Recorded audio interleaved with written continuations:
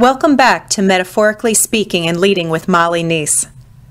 Today in part 2 of Mind Like Moon, Mind Like Water, we're really going to focus on some of the strategies on having that empty mind. How do we empty that mind, clear our negative thoughts, and become self-aware and fear-free?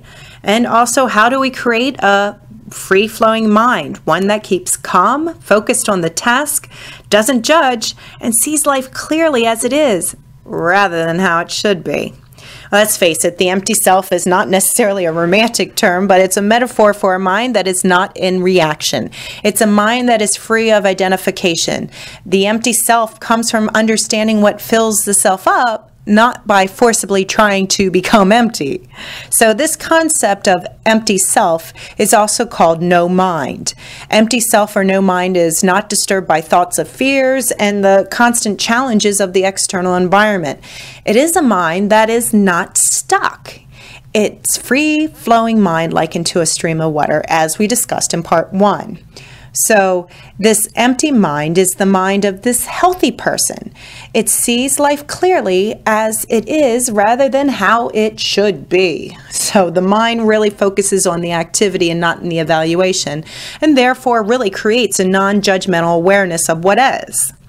So in a practical way of being empty, non-judgmental, one really concentrates on the task at hand, and one does not get thrown off by thinking that creates fear. So as discussed, the practice of karate with no mind really increases the self-awareness and concentration, which also has benefits in one's daily life. Now, of course, I'm not going to teach you karate, but I am going to kind of walk you through what the cycle of an untamed mind is. So, many of us think that our mind is designed to host a constant stream of thoughts, and there's nothing we can do about it. The mind is in charge and we just follow. The buzzing can't stop and we can't make it stop. Well, this isn't true. It can't be farther from the truth. So your mind is a tool that you can control if you choose to. It can be an asset that allows you to experience wonderful things, but it can also be a source of pain and misery if you let it fixate on the negative things, such as fear and all the things that come with it. So take a look at the cycle. An untamed mind really lives on feeding the same thoughts and generating the same experiences. And by the diagram, you can see a typical cycle is something like this. And you may be asking, well, what's wrong with this cycle? Well, there's nothing wrong with it if you're feeling good and experiencing what brings you joy. But if you're reacting based on negative thoughts and limiting beliefs, you won't have control and you will negatively react most of the time. The mind tends to dwell more in the negative than the positive. I know you know this. So, how do we get an empty mind? Here's how we need to break the cycle. Here's a picture of an empty mind. To empty your mind is really to release what's taking precious space in your mind and heart that's not serving you. So once you process what's on your mind, you really gain perspective and you act when needed from clarity and truth. In other words, you're no longer feeding that loop that we talked about in the cycle of the untamed mind. So what do? This empty mind has a few characteristics. It's aware, it's peaceful, it's intuitive, it's really free from judgment and worry, it's creative, in other words, allowing inspiration and new ideas to come in, it's relaxed, in other words, it releases stress and really fosters well-being, and it's energized. No effort is wasted on unwanted thoughts anymore. Wow, utopia, right? No, not utopia. Here are 8 simple ways to begin to empty that mind of yours. First, let's talk about breathing. Yes, we all breathe. But how do you breathe? When you breathe deep, it's truly a relaxation technique. And it's well documented, a way to really regain some mental clarity. Deep breathing really increases the oxygen levels in your body. In other words, the brain benefits from more oxygen. Great, right? So when you breathe deep, you can take in and release fully, not the short little breaths. I used to do short breaths is the only way I took in oxygen. So when I started to breathe deep, especially when I gained that awareness of, uh-oh, I'm feeling under attack or something's coming into my sphere I wasn't anticipating, that made a difference. So breathe deep. Next, I want you to move often. Your mind and your body are connected. So as you move, you release thoughts and improve or at least maintain your health. It doesn't matter what kind of exercise you do, as long as you do it with intention of releasing what's on your mind. So moving the body is a great way to really shake up and release that stuck energy. So if you like doing cardio, walk, run, bike, or dance, or perhaps yoga or Pilates, by all means do it. Stretching will also ease that tension. So as you breathe deep and talk to yourself as you exercise, you're really going to also boost your self-esteem and visualize all the unwanted thoughts leaving when you exhale. So with exercise, you're releasing this negativity and really energizing your mind and body. Sometimes, let's face it, I work in a building where sometimes I just take a short walk around the building. It will give you that temporary distance from your thoughts. And actually, often when I come back in, I get a new sense of just clarity and recentering. That's what we're talking about. Empty that mind. It is really ideal to really, if you don't want to get sweaty during the workday or whatever it is, simply walking around the building might be just enough that you need to really release that anxiety and really just grabbing hold of our thoughts so we can gain that clarity. Next, number 3 is eat well. Easier said than done, right? Well, easier said than done. There's a lot of people who are choosing to do it because they know it affects their thoughts. Your diet affects your mind as much as your body. If you can, consume less alcohol, caffeine, refined sugar, and harder to digest foods.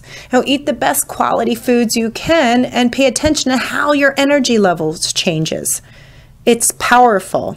So when you empty your mind, you unlearn and let go of the unhealthy thoughts and beliefs that are holding you back, and then you'll open up to even more knowledge and wisdom. So you're feeding your body and you're feeding your mind.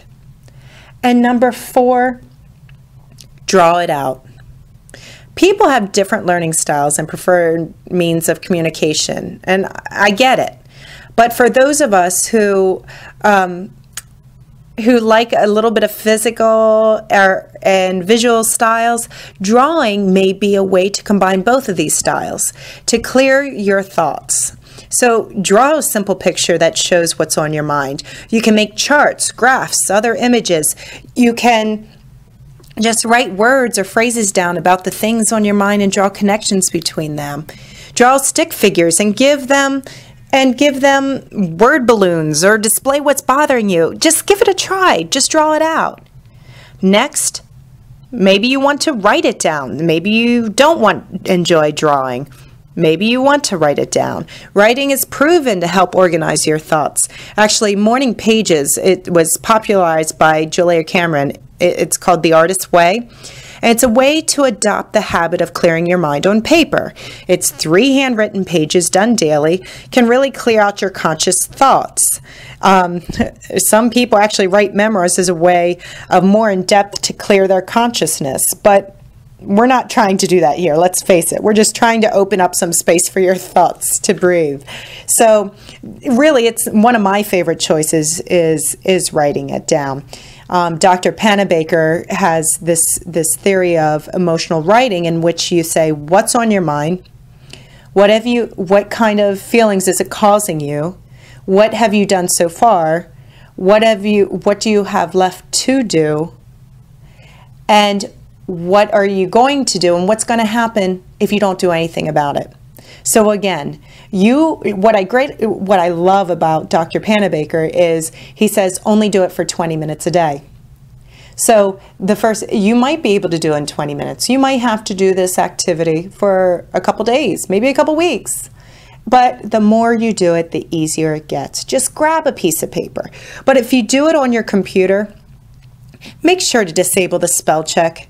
You don't want the distraction of those squiggly red lines or whatever it looks like on your computer, but really talk about and start typing out what you're feeling at that moment. And don't pay attention to the spelling or grammar.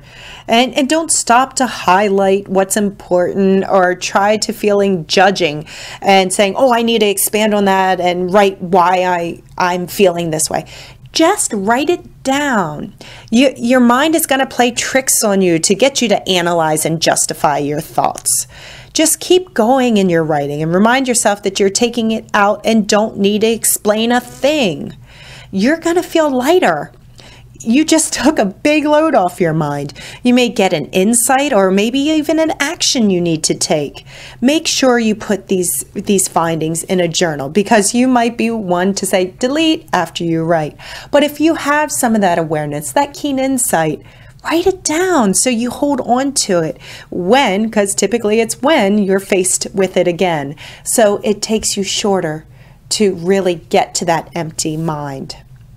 So we covered a lot of really great tips. We've covered breathe deep, move often, eat well, draw it out, write it down. Well, number 6 is talk it through. Describe your desired, end state that you want to be in, then work backwards. This is really called backward planning, and it could come in handy for this mental blockage you might be experiencing. If you have a big job coming up and you don't have a lot of time to do it, start with your target date and then move backwards. So figure these things out. In order to untangle a string, we really need to find the end and then work our way back to the beginning. Think about it. Another metaphor. But maybe you need to talk it out with another person. Because what's great about talking out with another person, who's willing to listen, it really explains your problems or concerns with them. But here's the point. The point is not to force them to solve your problems for you. The objective is to express your hopes, fears, and questions. So if you can describe your concerns and can understand them better and determine what's important and what isn't. That's why coaching is becoming a really popular thing to do, is to have that sounding board. Not for them to give you the answers, that's a consultant, but to them to ask you the questions and for you to ask them the questions so that you can grow through your own thoughts. You have it in your head. You need to work through them. So, talk it through. Next, meditation. Meditation is the best way to calm your overactive mind. It's really simple and requires only a couple things: stillness and your willingness to do it. But so what you really do is find a quiet place. It could be in your office, at home, or even in the car. Just make sure it's parked. But anyhow, set a timer for 10 or 20 minutes, whatever you can do. But don't do more than 20 minutes, especially if you're a beginner. Start with a shorter interval, and you're going to sit upright on the floor in a chair, but you're going to close your eyes and start focusing on your breath. Take a few breaths and follow your breath. Think of a few things that you're thankful for and name them in your mind. Then smile. As you continue to smile, follow your breath. Inhale, exhale. When your time's up, stop and get on with your day. So you may be faced with a couple of challenges through this meditation process. Your mind is really going to resist in the beginning, and you're going to get bored. It will be an attempt to really repeat the same thoughts that fed its compulsion. We already talked about that, right? So notice them as they come along and let them be. The moment you notice a thought, it will go on its merry way. So you will be tempted to really keep checking the time too. If you feel the urge, do it more and more. And you'll remind yourself less and less and less, and just trust the timer. So don't look at the clock. Put a timer. Set your phone. Cell phones now have timers. So your mind is going to wander, and you will lose focus on your breath at times. That's all normal. Awareness comes in waves. Just ride it as long as you can, and then catch the next one. So if you have a hard time really focusing on your breath, start counting with each breath. When you lose your count, start from 1 again. I've found it helps to count in English, or and just do it. Don't be like, uno, dos, tres, getting creative. No, just do it in your mother tongue, English. But really, they're variations. You can also repeat a certain mantra to yourself. A mantra might be, I enjoy living a life of purpose with passion and persistence. I have both money and time for family. Whatever those mantras are, pick them. Pick one that resonates with you. If you're like, what's a mantra? Believe me, Google it. Google the word mantra, and you will find a ton to choose from and many that resonate with you. So I've shared with you that you're going to have some challenges. Accept them. It's a part of the process. And smile as much as you can. And by the end of your time, you'll feel calmer and more at peace. You can handle your day and what comes your way. It's getting into that empty mind space so that you can have a clear mind and react appropriately. So the next one, reach out for help. You know what? You might have done all the things that I've already said. You know what? There's sometimes you need to go to the expert, to go to the next level to resolve these problems. If your thoughts are resulting in really serious anxiety and you can't really function normally, you may need to talk to a medical professional. Nothing is wrong with that. You are smart because you're doing it. At some point, you have to make the determination whether you can handle the situation yourself or whether or not you need help. It's perfectly okay. We all encounter problems where it makes more sense to get help than to try to do it by ourselves. So, there are your 8 steps, or not even steps, just solutions. Just try, see what works. Don't give up. Having that empty mind is key to enjoying life. It's attaining that thought of mind and water and mind and moon. Mind like moon and mind like water is something that is just hold true to your heart and mind, because that empty mind is what's going to allow you to really achieve what you want to achieve out of life. So the positive outcome, you're going to be able to respond with intelligence and choose a more nonviolent, creative way to handle your problems. Isn't that worth everything that I've just talked about? If you need more help, reach out. Contact me. This is where we grow. We grow together and we grow through in emptying that mind. Here's to having a mind like moon and a mind like water as we build on excellence.